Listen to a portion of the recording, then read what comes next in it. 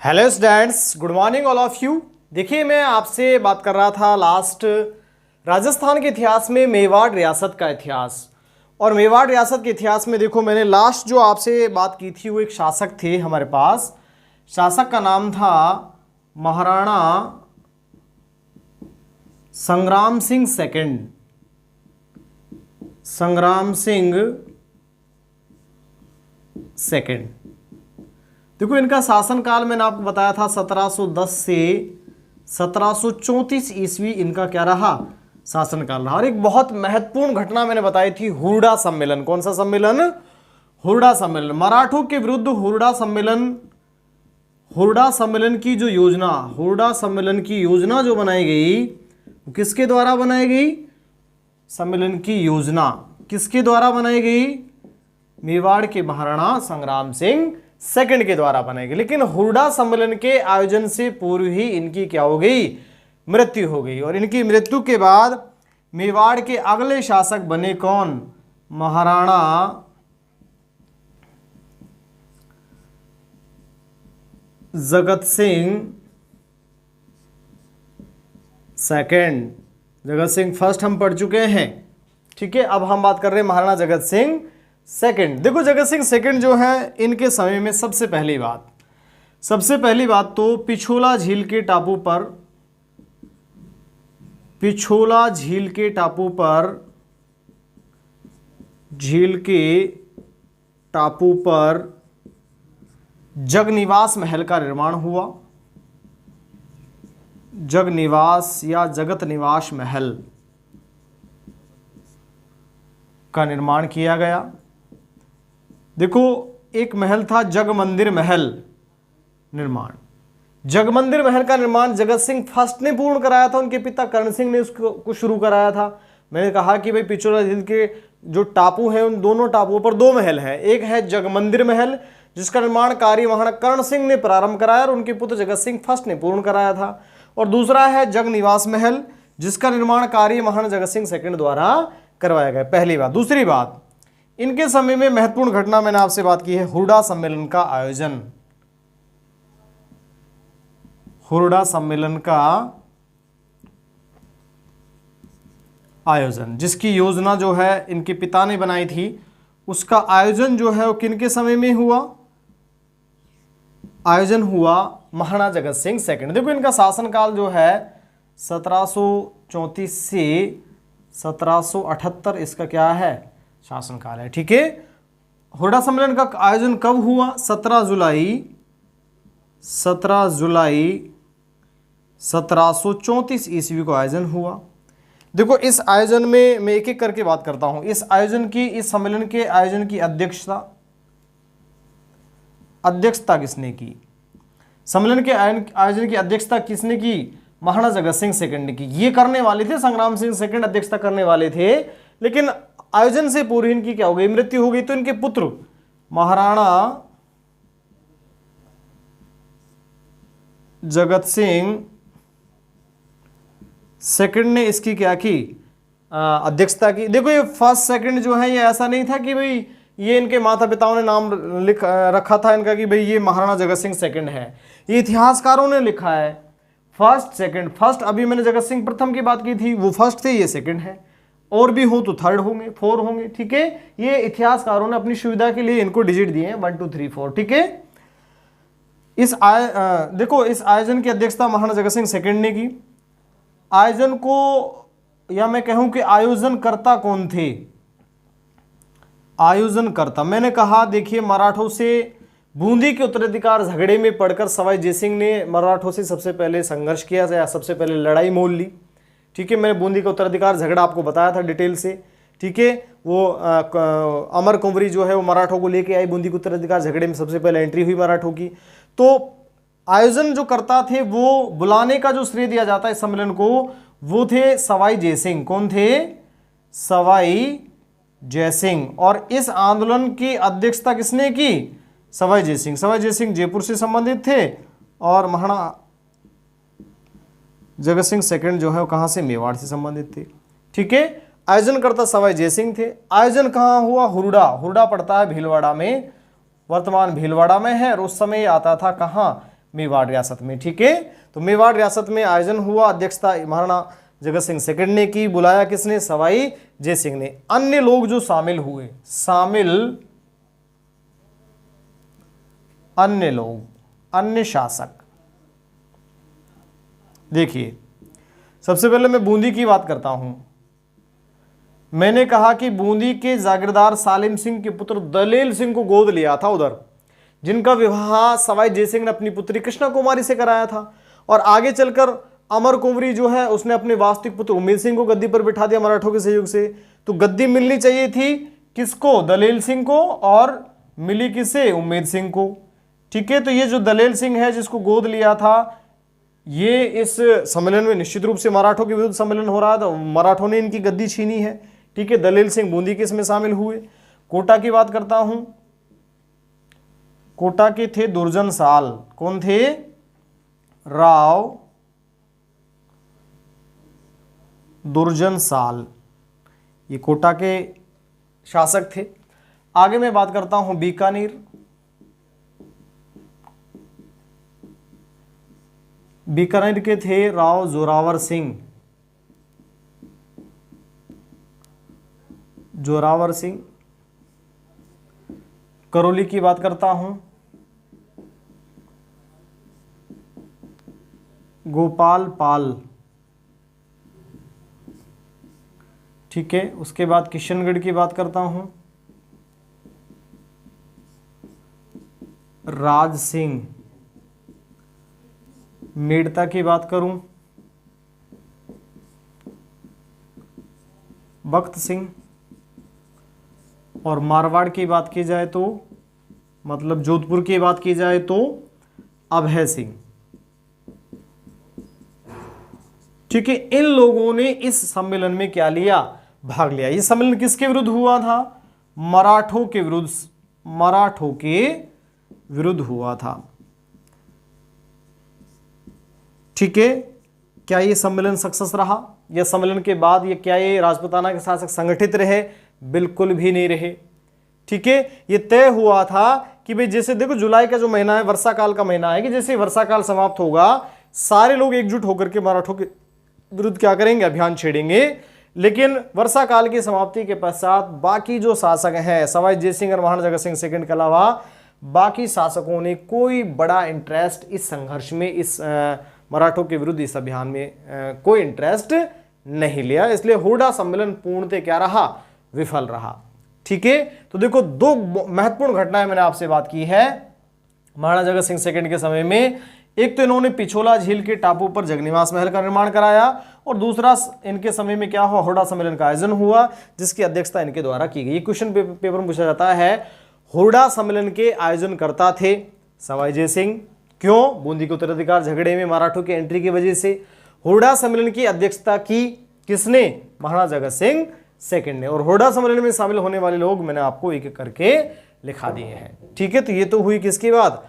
Maharana Jagat Singh second की बात। अब देखिए नेक्स्ट मैं बात करता हूं अगले जो शासक हैं। महाराणा जगत सिंह सेकंड के बाद मेवाड़ के अगले शासक बने महाराणा भीम सिंह। कौन बने? नेक्स्ट मैं बात करता हूं अगले शासक कौन बने? महाराणा भीम सिंह।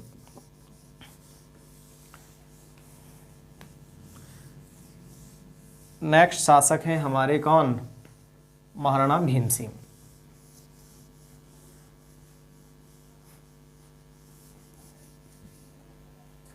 नेक्स्ट मैं बात करता हूं महाराणा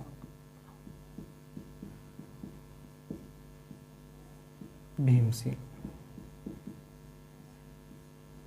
देखिए इनके समय में मैं दो तीन घटनाओं की बात करता हूं। शासनकाल इनका 1778 से 1828 तक देखने को मिलता है। ठीक है, देखो इसकी मैं अगर बात करता हूं जनरली इनके समय में महत्वपूर्ण बात, इनकी पुत्री थी कृष्णा कुमारी। कृष्णा कुमारी के विवाह हेतु विवाद। पहली बात, इसी संदर्भ में इस कृष्णा कुमारी के विवाह को लेकर के 1807 ईस्वी में एक युद्ध हुआ, गिंगोली का युद्ध। गिंगोली का युद्ध कब हुआ? 1807 ईस्वी में। गिंगोली पड़ता है पर्वतसर नागौर में, पर्वतसर नागौर। ठीक है, देखो आगे मैं अगर आपसे बात करूं तो हम कह सकते हैं ये जो युद्ध है, देखो इस युद्ध के बारे में मैं आपसे डिटेल से चर्चा करूंगा। अभी एक बार मैं लिख देता हूं थोड़ा सा। इस युद्ध में जयपुर के शासक सवाई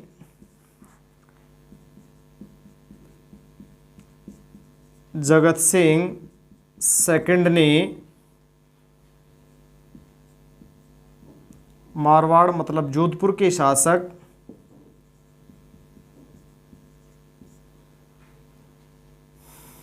महाराजा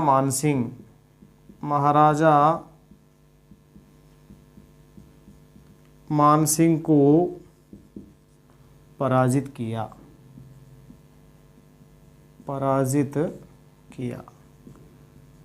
ठीक है, आगे चलकर एक लाइन और लिख देता हूं।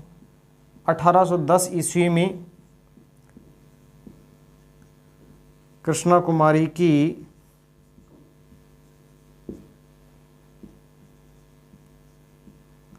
अमीर खां पिंडारी और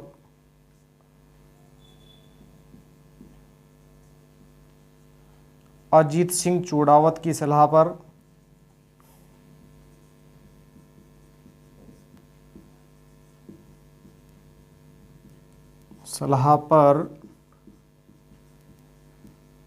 जहर देकर हत्या की।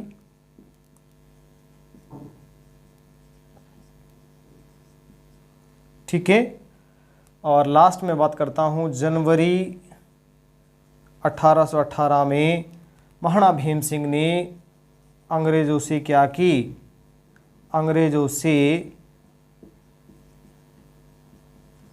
सहायक संधि की। क्लियर? अब देखिए मैं पूरी घटना को डिटेल से समझाता हूं। कृष्णा कुमारी विवाद क्या था? देखिए, एक तरफ मैं बात कर रहा हूं मारवाड़, और मारवाड़ के शासक हुए महाराजा भीम सिंह। कौन हुए? भीम सिंह। और भीम सिंह के ही भाई थे मान सिंह। क्लियर? दूसरी तरफ मैं बात करता हूं मेवाड़, और मेवाड़ के शासक हम देख रहे हैं महाराणा भीम सिंह हैं। महाराणा भीम सिंह,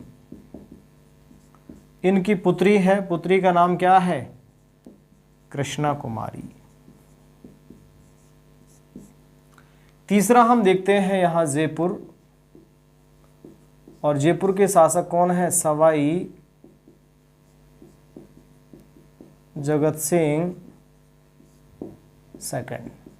ठीक है, हुआ क्या? ये मेवाड़ के महाराणा भीम सिंह जो है, इन्होंने अपनी पुत्री कृष्णा कुमारी का विवाह जो है मारवाड़ के शासक, कहाँ के शासक? मारवाड़ के शासक भीम सिंह से तय किया। ठीक है, कृष्णा कुमारी का विवाह, इसकी एंगेजमेंट या इसकी सगाई जो है किससे की गई? मारवाड़ के शासक भीम सिंह से की गई। लेकिन शादी से पहले ही भीम सिंह जी की क्या हो जाती है? मृत्यु हो जाती है। ठीक है, अब मृत्यु हो गई तो कोई जरूरी तो नहीं है भाई अब इस परिवार से ही संबंध रखे जाए। ठीक है, इन्होंने महाराणा भीम सिंह ने अब की बार कृष्णा कुमारी की एंगेजमेंट किससे की? जयपुर के शासक सवाई जगत सिंह सेकंड से की। इधर देखो, भीम सिंह की मृत्यु के पश्चात मानसिंह शासक बने। ठीक है, मानसिंह जो है उसको इस बात से बड़ी नाराजगी हुई कि भाई देखिए कृष्णा कुमारी जो है वो मारवाड़ राजघराने की बहुरानी हो चुकी है। ठीक है, भाई की मृत्यु हो गई तो क्या हम तो मौजूद हैं। ठीक है, तो ये मान चुके थे कि कृष्णा कुमारी जो है मारवाड़ राजघराने की बहुरानी है, इसलिए ये किसी अन्य रियासत में नहीं जा सकती। ठीक है, निश्चित रूप से आप ये गलत कर रहे हैं, आपको ऐसा नहीं करना चाहिए था। ठीक है, तो महाराणा भीम सिंह ने जब इनकी एंगेजमेंट इधर की तो ये बड़े नाराज हुए। आगे चलकर माना जाता है कि सवाई जगत सिंह सेकंड जो है इनके द्वारा गोद भराई की रस्म के लिए बहुत सारे कपड़े और आभूषण भेजे गए। किसके लिए? कृष्णा कुमारी के लिए। इस बात का पता चला किसको? मारवाड़ के शासक मानसिंह को। मारवाड़ के शासक मानसिंह ने कहा कि जब तक मानसिंह जीवित है तब तक किसकी डोली? कृष्णा कुमारी की डोली नहीं उठ सकती। ठीक है, अगर उठेगी तो निश्चित रूप से संघर्ष होगा। तो ये जो गोद भराई की रस्म के लिए जितने भी कपड़े आभूषण वगैरह जो भेजे गए थे सवाई जगत सिंह सेकंड के द्वारा, ये सारे लूट लाट कर कहाँ ले जाएंगे? मारवाड़ ले जाएंगे। ये बात पता चली सवाई जगत सिंह सेकंड को। सवाई जगत सिंह सेकंड और मारवाड़ के शासक महाराजा मानसिंह के मध्य युद्ध हुआ। वो युद्ध हुआ, उस युद्ध को कहा हमने कौन सा युद्ध? गिंगोली का युद्ध। गिंगोली का युद्ध 1807 ईस्वी। क्लियर हुआ भाई? कृष्णा कुमारी विवाद और गिंगोली का युद्ध। इस युद्ध में क्या हुआ? सवाई जगत सिंह सेकंड ने मारवाड़ के शासक मानसिंह को क्या कर दिया? पराजित कर दिया। क्लियर हुआ भाई? सवाई जगत सिंह सेकंड ने मारवाड़ के शासक मानसिंह को क्या कर दिया? पराजित कर दिया। विवाद, लेकिन पराजय के बाद भी विवाद समाप्त नहीं हुआ था। इधर देखो, महाराणा भीम सिंह जो है इनके मित्र थे अमीर खां पिंडारी। अमीर खां पिंडारी, ठीक है। इस अमीर खां पिंडारी की सलाह पर, इस अमीर खां पिंडारी, मैंने दूसरा यहां बात की है अमीर खां पिंडारी और दूसरे थे अजीत सिंह चोडावत। अजीत सिंह चोडावत सरदार जो है इसकी सलाह तथा अमीर खां पिंडारी की सलाह पर महाराणा भीम सिंह जो है बड़े परेशान थे कि दोनों पे टुकड़े क्या कर रहे हैं? लड़ रहे हैं, झगड़ रहे हैं। ऐसी परिस्थिति में महाराणा भीम सिंह जो है उन्होंने सलाह ली अमीर खां पिंडारी से कि भाई क्या किया जाए। तो अमीर खां पिंडारी अजीत सिंह चोडावत ने कहा कि ना रहेगा बांस ना बजेगी बांसुरी। आप क्या करिए? कृष्णा कुमारी को जहर देकर क्या कर दीजिएगा? इसकी हत्या कर दीजिएगा। ये संघर्ष अपना आप ही क्या हो जाएगा? समाप्त हो जाएगा। आप सोच सकते हैं एक समय कितना भयानक इतिहास हम पढ़ रहे थे, ठीक है, और आज महाराणा भीम सिंह या मेवाड़ के शासक अपने ही बच्चों को जहर देकर क्या कर रहे हैं? हत्या कर रहे हैं। तो हम देखो यहाँ बात कर रहे हैं, मैंने कहा था कि जहर देकर 1810 ईस्वी में इसकी क्या कर दी गई? हत्या कर दी गई। ठीक है, तो ये पूरा विवाद कृष्णा कुमारी का विवाद था। ठीक है, आगे चलकर देखो हम बात करते हैं अंग्रेजों से। 1817-18 शायक संधियां हम पढ़ेंगे। 1817-18 में शायक संधियों का जो दौर था उस दौर में अंग्रेजों से शायक संधि के समय में, हाँ हम कह सकते हैं जनवरी 1818 को मेवाड़ रियासत ने अंग्रेजों से क्या की? शायक संधि की। उस समय शासक कौन थे? महाराणा भीम सिंह थे। देखो एक बात मैं आपको और बता देना चाहूँगा, अभी मैंने इससे पहले महाराणा भीम सिंह से पहले हमने पढ़ा है महाराणा जगत सिंह सेकंड। जगत सिंह सेकंड आपसे पूछा जाए मेवाड़ पर मराठों का पहला आक्रमण, मराठों का पहला आक्रमण किन के समय में हुआ? तो किसके समय में हुआ? महाराणा जगत सिंह सेकंड के, क्योंकि हुरडा सम्मेलन तो इनके समय में ही हुआ था। मराठों को इस बात का पता चला कि भाई हमारे विरुद्ध सम्मेलन का आयोजन इन्होंने किया है, इनकी अध्यक्षता में हुआ है, तो क्या कर दिया? मेवाड़ पर आक्रमण करके मेवाड़ से क्या वसूली? चौथ वसूली। चौथ या सरदेश मुखी जिसको हम बोलते हैं, टैक्स जिसको हम बोलते हैं, वो वसूला गया। तो मेवाड़ पर मराठों का पहला आक्रमण महाराणा जगत सिंह सेकंड के समय में हो चुका था। ठीक है, तो इस प्रकार से देखो ये हमने बात की है महाराणा भीम सिंह। महाराणा भीम सिंह के बाद अगले जो शासक हैं, देखो कृष्णा कुमारी का विवाद जो है आपको समझ में आया होगा। आगे मैं बात करता हूं। अगले जो शासक हैं महाराणा भीम सिंह के बाद कुछ समय मेवाड़ रियासत जो है डिस्टर्बेंस में रही, हम कहें कि डिस्टर्ब रही। ठीक है, उसके बाद फिर एक शासक बने यहाँ महाराणा जोरावर सिंह। कौन बने? अगले शासक महाराणा जोरावर सिंह। देखो अब आगे आने वाले शासकों का शासनकाल लिखना कोई बहुत ज़्यादा मायने नहीं रखता। महाराणा जोरावर सिंह, जोरावर सिंह, ठीक है, शासनकाल की वैसे बहुत ज़्यादा जरूरत नहीं है। इनके समय में 1841 ईस्वी में, 1841 ईस्वी में इनका शासनकाल लिखना चाहो तो 1838 से 1842। ठीक है, इनके समय में 1841 ईस्वी में मेवाड़ भीलकोर नामक सैन्य टुकड़ी की सैन्य टुकड़ी की स्थापना कहाँ हुई? सैन्य टुकड़ी की स्थापना खैरवाड़ा उदयपुर में हुई।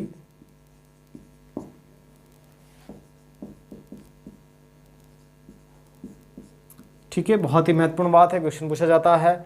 मेवाड़ भीलकोर का गठन कब हुआ? 1841 ईस्वी में। शासक कौन थे? महाराणा जोरावर सिंह थे। ठीक है, उसके बाद देखो अगले शासक के बारे में हम देखते हैं।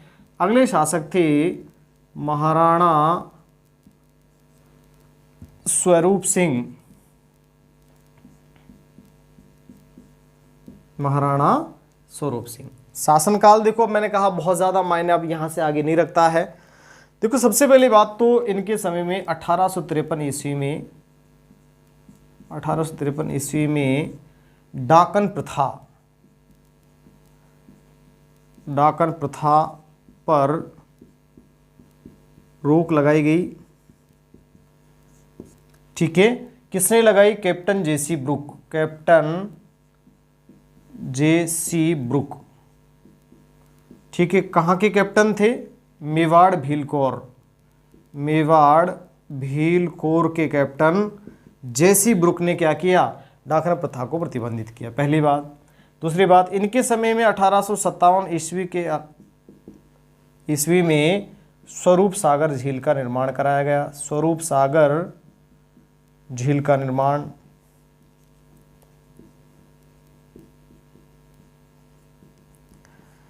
देखो इन्होंने 1857 की क्रांति में अंग्रेजों का भरपूर सहयोग किया। 1857 की क्रांति में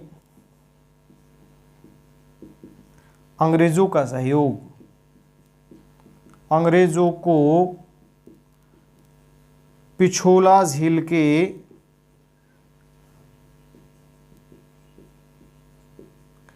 जगमंदिर महल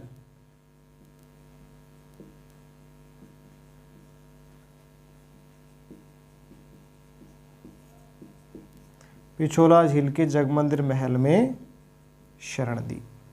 ठीक है, देखो ये वही जगमंदिर महल है जिसमें 1622 ईस्वी में शाहजहां को शरण दी गई कर्ण सिंह के द्वारा।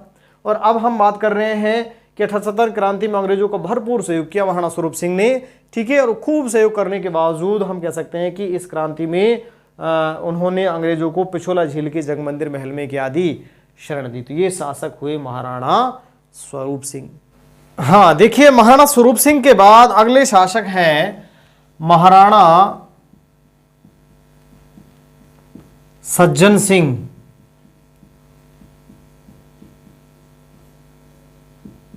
महाराणा सज्जन सिंह, देखो महाराणा सज्जन सिंह के समय में क्या क्या हुआ।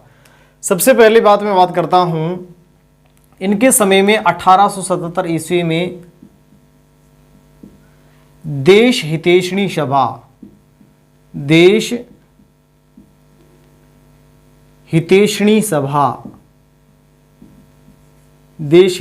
सभा का गठन। नेक्स्ट मैं बात करता हूं 1877 ईस्वी में ही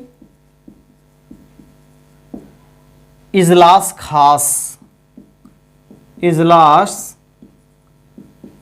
खास नामक संस्था का गठन।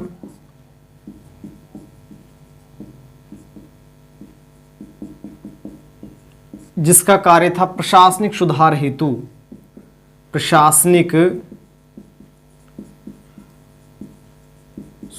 हेतु। ठीक है, इसके अलावा देखो 1877 ईस्वी में ही दिल्ली दरबार, लॉर्ड लिटन के दिल्ली दरबार, लॉर्ड लिटन तत्कालीन भारतीय गवर्नर जनरल लॉर्ड लिटन थे। लॉर्ड लिटन के दिल्ली दरबार में अनुपस्थित।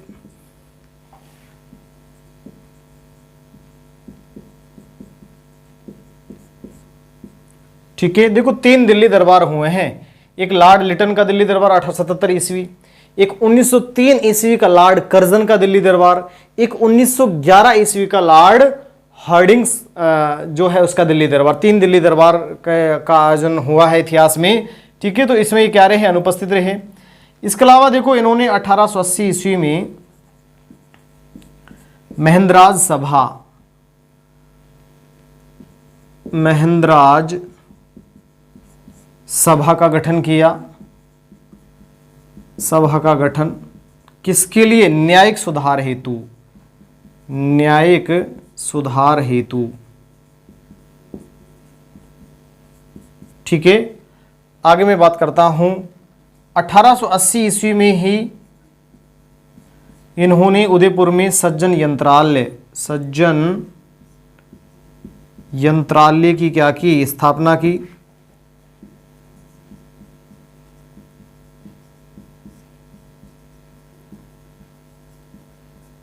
देखो, इनके समय में महर्षि दयानंद सरस्वती ने उदयपुर की यात्रा कर अपने ग्रंथ सत्यार्थ प्रकाश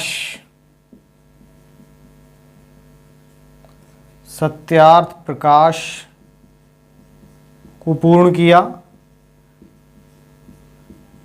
देखिए, राजस्थान में महर्षि दयानंद सरस्वती का सर्वप्रथम आगमन करौली रियासत से 1863 ईस्वी में माना जाता है। ठीक है, जबकि यहां मैं बात करता हूं 1880-82 के आसपास ये कहा जाते हैं, यहां उदयपुर की यात्रा करते हैं और अपने ग्रंथ सत्यार्थ प्रकाश जो है उसको क्या किया? पूर्ण किया। और बहुत ही महत्वपूर्ण बात मैं करने जा रहा हूं महाराणा सज्जन सिंह की। इनके दरबारी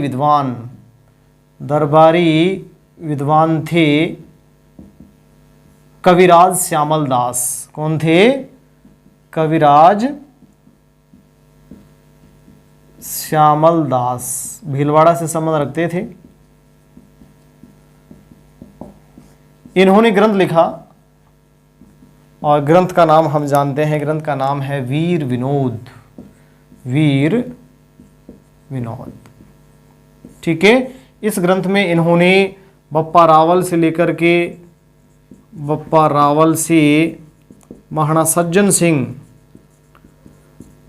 सिंह तक का इतिहास लिखा। ठीक है, ये वही ग्रंथ है जिस ग्रंथ में कहा गया कि मेवाड़ में स्थित 84 में से 32 दुर्गों का निर्माण अकेले किसने कराया? मेवाड़ के शासक राणा कुंभा ने कराया। ठीक है, तो ये बहुत ही महत्वपूर्ण विद्वान रहे, पूछे जाते हैं पेपर में। कविराज श्यामल दास, ग्रंथ लिखा गया वीर विनोद।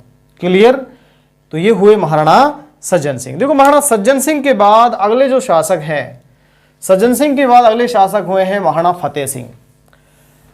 महाराणा फतेह सिंह जो हैं, इनके समय में सबसे पहली बात तो मैंने एक झील का बात की थी आपसे, फतेह सागर झील। कौन सी झील? फतेह सागर। देखो, मैंने बात की थी अगले शासक कौन है? महाराणा फतेह सिंह। महाराणा फतेह सिंह जो है, इनके बारे में मैंने आपसे बात की थी। देखो, सबसे पहली बात ये थी, इन्होंने उदयपुर में फतेह सागर झील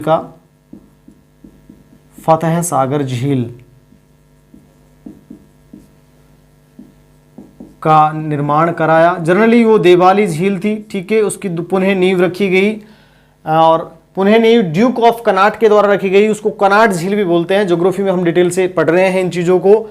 ठीक है, फतेह सागर झील का निर्माण कराया इन्होंने, इसलिए इनका नाम, इस झील का नाम पड़ा इन्हीं के नाम पर, फतेह सागर झील। इसी झील को कनाट झील भी बोलते हैं। क्या बोलते हैं? कनाट झील। क्योंकि इस झील, देखो, प्रारंभ में यहाँ देवाली झील थी, लेकिन मैंने कहा हमारा भीम सिंह के समय में ज्यादा पानी आने से टूट गई थी, फिर उसका पुनः निर्माण कराया। पुनः निर्माण की नींव जो है वो किसने रखी? ड्यूक ऑफ कनाट ने रखी। किसने रखी? Duke of Connaught. तभी इस झील का नाम, या इस झील को कनाट झील के नाम से भी जानते हैं। ठीक है, डिटेल से मैंने झीलों में चर्चा की है इसके बारे में। उसके बाद मैं आगे बात करता हूं।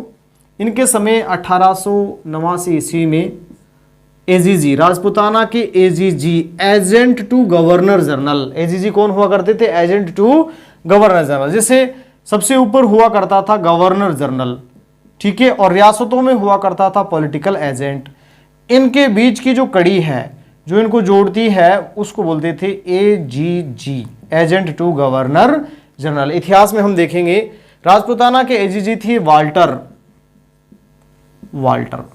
ठीक है, एजीजी वाल्टर जो है, इनके प्रयासों से एक सभा का गठन हुआ, वाल्टरकृत हितकारिणी सभा, हितकारिणी सभा, जिसने राजपूतों में जो पुरानी बुराइयां थी, हम कह सकते हैं पुरानी रीति रिवाज थे, ठीक है, उन पुरानी कुप्रथाएं जो थी, उन प्रथाओं को समाप्त करने में बहुत ही महत्वपूर्ण योगदान दिया। किसने? वाल्टरकृत हितकारिणी सभा ने। ठीक है, आगे देखो मैं बात करता हूं, मैंने अभी आपसे कहा था कि 3 दिल्ली दरबार हुए हैं। 1877 ईस्वी में लॉर्ड लिटन का दिल्ली दरबार, 1903 ईस्वी में लॉर्ड कर्जन का दिल्ली दरबार, और 1911 ईस्वी में लॉर्ड हार्डिंग का दिल्ली दरबार। ठीक है, तो इनके समय में 1903 ईस्वी में 1903 ईस्वी में लॉर्ड कर्जन के दिल्ली दरबार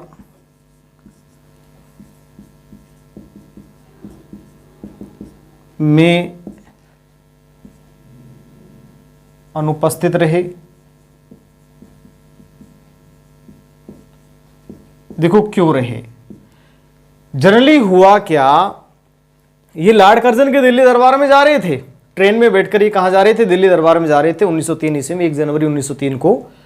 लेकिन इस समय एक दरबारी विद्वान थे, इनके दरबार में रहा करते थे केसरी सिंह बारेट। केसरी सिंह बारेट दरबारी विद्वान भी थे, दरबार में इनके दीवान भी थे। केसरी सिंह बारेट ने एक कविता लिखी 13 सोरठों में। कविता का नाम था चेतावनी रा चुंगटिया। चेतावनी रा चुंगटिया। देखो चेतावनी रा चुंगटिया जो कविता है केसरी सिंह बारेट ने लिखी, और कहा कि भाई आप जा रहे हैं, रास्ते में इसको पढ़ लेना। ठीक है, तो माना गया कि ये जब ट्रेन में जा रहे थे दिल्ली की ओर, तो उन्होंने इस 13 सोरठों की कविता को लिखा और कहा कि आपके पूर्वजों का, इस कविता में, कि आपके पूर्वजों का इतना शानदार इतिहास रहा है, आज तक किसी के दरबार में जाकर वो इस प्रकार से नहीं गए। ठीक है, इस प्रकार से हम ये कह सकते हैं किसी भी शासक की, किसी भी अंग्रेजी गवर्नर जनरल के दरबार में उपस्थित नहीं हुए। आप अगर ऐसा करते हैं तो निश्चित रूप से आपके वंश के लिए, आपके पूर्वजों के सम्मान के एवज में ठीक बात नहीं होगी। तो ओवरऑल हम कह सकते हैं कि इनका स्वाभिमान क्या हो गया, जाग उठा। और इस कविता को पढ़कर ये कहाँ, दिल्ली रेलवे स्टेशन पे गए और वहां उतरे। उतरने के बाद इनके दिमाग में विचार आया और पुनः ट्रेन में बैठकर कहाँ आ गए, मेवाड़ आ गए। ठीक है, तो गए जरूर थे, लेकिन पूर्णतः हम कह सकते हैं कि फाइनली वो दरबार में उपस्थित नहीं हो सके। बहुत ही महत्वपूर्ण है मेवाड़ के महाराणा फतेह सिंह। देखो इनके समय में, और मैं आपसे बात करता हूं, बिजोलिया और बेंगू किसान आंदोलन। बेंगू किसान आंदोलन किनके समय में हुए? इन्हीं के समय में हुए। ठीक है, डिटेल से चर्चा करेंगे बेंगू बिजोलिया किसान आंदोलन के बारे में। ठीक है, नेक्स्ट में बात करता हूं 1921 ईस्वी।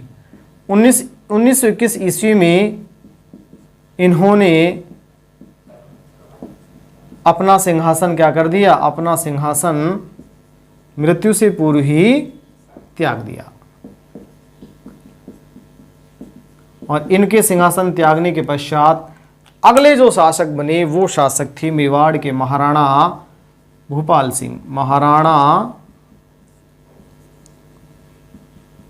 भूपाल सिंह। महाराणा भूपाल सिंह जो हैं, इनके बारे में हम कहते हैं, पहली बात तो आजादी के समय शासक,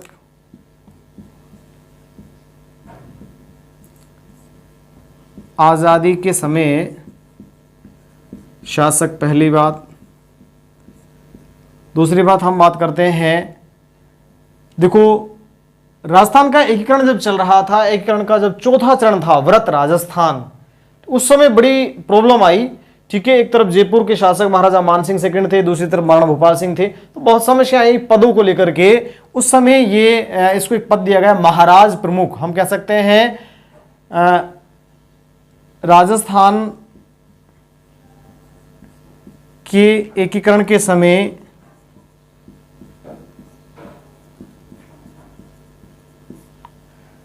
एकमात्र महाराज प्रमुख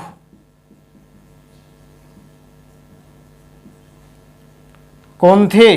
महाराणा भूपाल सिंह थे। बहुत जिद हुई, ठीक है, डिटेल से हम आगे एक क्रम पढ़ेंगे, उस समय पुनः इसकी मैं चर्चा करूंगा। तो इस प्रकार से देखो ओवरऑल हम कह सकते हैं कि महाराणा फतेह सिंह के बाद नेक्स्ट हमने बात की है कौन? महाराणा भूपाल सिंह। तो बहुत ही महत्वपूर्ण हमने कह सकते हैं कि मेवाड़ रियासत का इतिहास पढ़ लिया है, पेपर की दृष्टि से बहुत महत्वपूर्ण है, ठीक है, यहीं से बहुत सारे क्वेश्चन बनते हैं।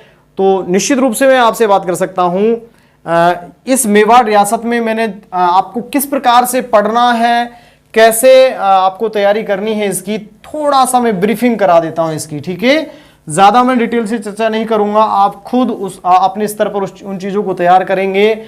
लेकिन फिर भी देखिए मैं एक बार आपको इसका रिवाइज करा देता हूं हल्का सा, कैसे पढ़ना है आपको, वो सारी बातें देखो मैं स्टार्ट करता हूं। देखो हमने जो शुरुआत की थी मेवाड़ रियासत की, वो कहां से की थी? गुहिल से की थी। गुहिल या गुहादित्य, यहीं से की थी भाई। उसके बाद फिर हुए बप्पा रावल। बप्पा रावल वास्तविक संस्थापक, मेवाड़ में गुहिल वंश के संस्थापक गुहिल या गुहादित्य थे, फिर बप्पा रावल वास्तविक संस्थापक। उसके बाद फिर हमने पढ़ा था अल्लट को, जिनके समय में नौकरशाही का क्या हुआ था? गठन हुआ था, ठीक है, जिन्होंने आहड़ को अपनी दूसरी राजधानी बनाया था। फिर हमने बात की थी शक्ति सिंह। शक्ति सिंह जो है, इनके समय में मालवा के परमा राजा भोज ने आक्रमण किया था और मैंने आपको बताया था कि चित्तौड़गढ़ दुर्ग में त्रिभुवन नारायण के शिव मंदिर का निर्माण हुआ। शक्ति सिंह के बाद फिर आते हैं अगले शासक रण सिंह।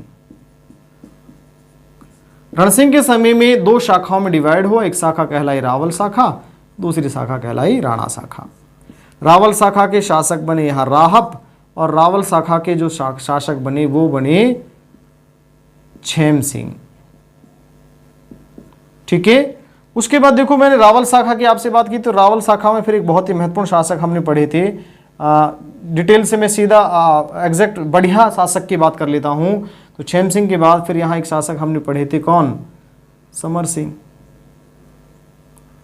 और समर सिंह के दो पुत्र हुए, एक पुत्र का नाम था छेम सिंह के बाद आगे हम एक शासक पढ़े थे रावल जैत्र सिंह,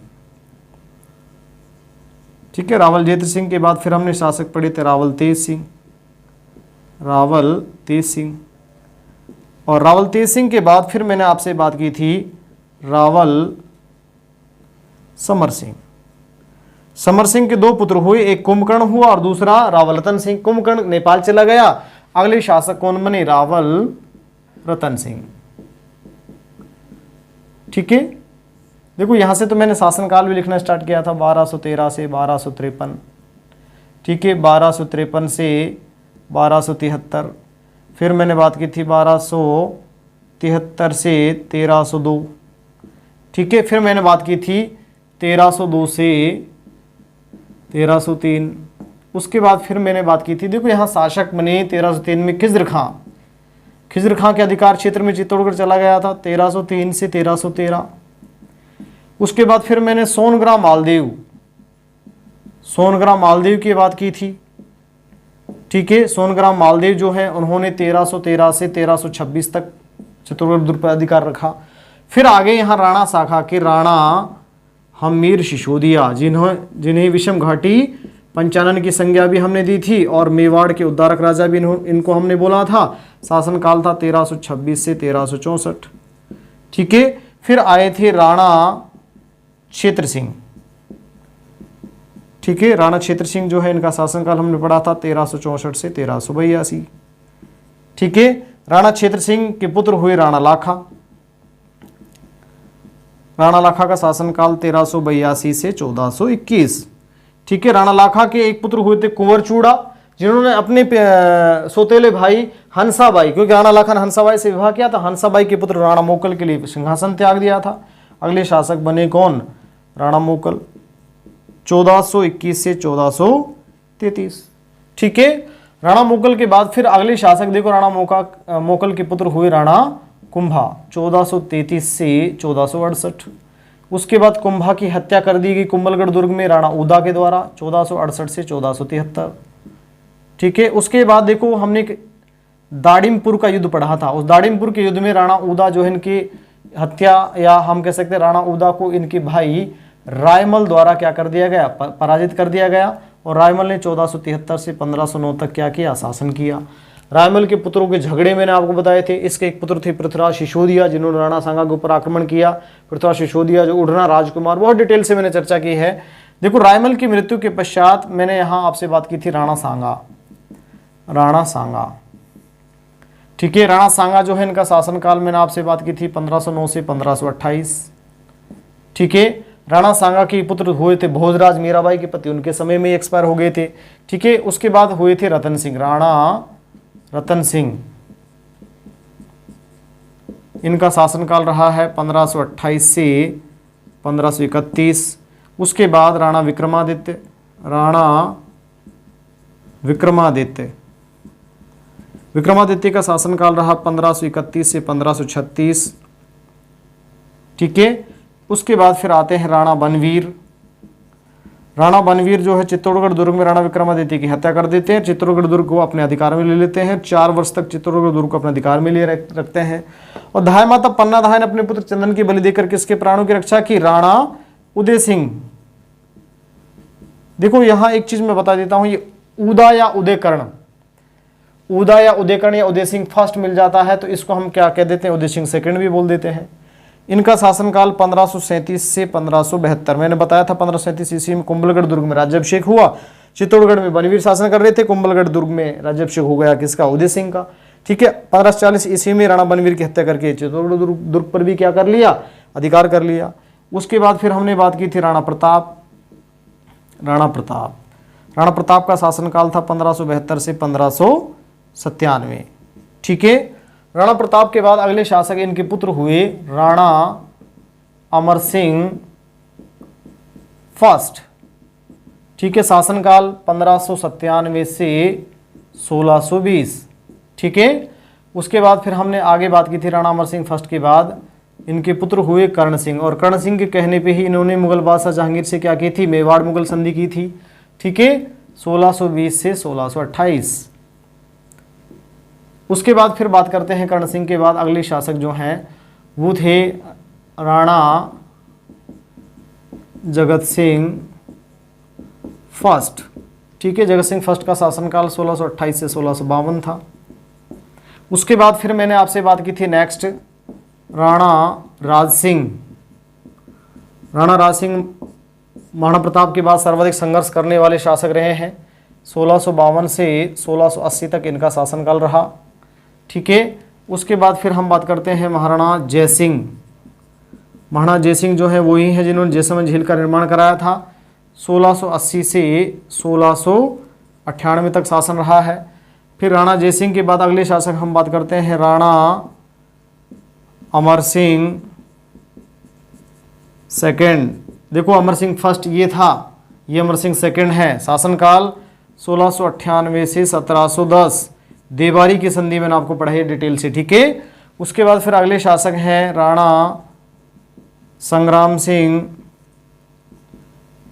संग्राम सिंह सेकंड। शासनकाल रहा है 1710 से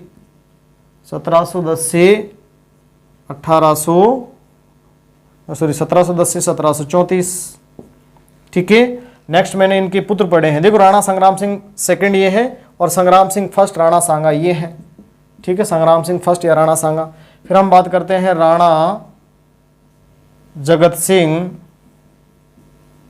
सेकंड। जगत सिंह फर्स्ट देखो ये है, ये जगत सिंह सेकंड है। शासनकाल 1734 से 1778। उसके बाद इनके बाद हमने पढ़े हैं महाराणा भीम सिंह। भीम सिंह का शासनकाल जो है वो रहा है 1778 से 1828। उसके बाद फिर मैंने बात की है भीम सिंह के बाद जोरावर सिंह, ठीक है। जोरावर सिंह के बाद फिर मैंने बात की है किसकी, स्वरूप सिंह की, स्वरूप सिंह। स्वरूप सिंह के बाद फिर सज्जन सिंह, सज्जन सिंह के बाद फिर फतेह सिंह, और फतेह सिंह के बाद फिर हमने बात की है महाराणा भूपाल सिंह, ठीक है। तो इस प्रकार से देखिए ये मेवाड़ रियासत का क्या है, इतिहास है। सिस्टमेटिकली वे में आप इसको लिखेंगे, एक एक घटनाओं को टैली करते जाएंगे। तो देखो बहुत ही महत्वपूर्ण राजवंश रहा है मेवाड़ रियासत का, बहुत ही महत्वपूर्ण इतिहास रहा है। ठीक है, हाँ देखिए मेवाड़ रियासत के गोहिलों के पश्चात गोहिल वंश की कुछ अन्य शाखाओं के बारे में मैंने आपसे स्टार्टिंग में भी चर्चा की थी। ठीक है, जिसमें डूंगरपुर के गोहिल, बांसवाड़ा के गोहिल, ठीक है, प्रतापगढ़ के गोहिल, शाहपुरा के गोहिल, चाटसू के गोहिल, इनके बारे में मैंने आपसे बात की थी। ठीक है, तो देखो डूंगरपुर रियासत आजादी के समय एक रियासत रही है, बांसवाड़ा रियासत आजादी के समय एक रियासत रही है, शाहपुरा रियासत एक आजादी के समय रियासत रही है और प्रतापगढ़ रियासत भी एक रियासत रही है। ठीक है, तो यहां भी गोहिल वंश के शासकों ने क्या किया है, शासन किया है। ठीक है, जिसे डूंगरपुर जो रियासत है बेसिकली उसकी स्थापना 1358 ईस्वी में, संस्थापक कौन है, डूंगर सिंह है। बांसवाड़ा जो रियासत है उसके संस्थापक स्थापना जो है 1627 ईस्वी में हुई, 1527 ईस्वी में। कब हुई, 1527 ईस्वी में हुई। संस्थापक कौन थे, जगमाल सिंह थे। ऐसे में बात करता हूं प्रतापगढ़ जो रियासत है इसकी जो स्थापना हुई वो 1337 ईस्वी में हुई। ठीक है, देवलिया, और यहां संस्थापक कौन थे, क्षेमकर्ण थे। प्रतापगढ़ नगर की स्थापना जो है 1699 ईस्वी में हुई। और शाहपुरा जो रियासत है बेसिकली राजस्थान की सबसे छोटी, क्षेत्रफल की दृष्टि से राजस्थान की सबसे छोटी रियासत थी, कौन सी, शाहपुरा। और शाहपुरा रियासत जो है उसका गठन शाहजहां के हस्तक्षेप से किया गया। किसके, शाहजहां के हस्तक्षेप से हुआ 1631 ईस्वी में। और शासक कौन बने, सुजान सिंह। तो ये कुछ हम कह सकते हैं गोहिल वंश की कुछ अन्य शाखाएं थी। तो इस प्रकार से गोहिल राजवंश हमारा कंप्लीटली क्या हो जाता है, पूर्ण हो जाता है। ठीक है, नेक्स्ट वीडियो क्लास में मैं आपसे बात करूंगा बहुत ही महत्वपूर्ण राजवंश, आमेर का कछवाहा राजवंश, बहुत ही महत्वपूर्ण है पेपर की दृष्टि से। ठीक है, आज के लिए मैं इतना ही बात कर रहा हूं। आप बेहतरीन वे में इन वीडियो क्लासेस को देखें और अपनी तैयारी को मजबूत करें। Thank you.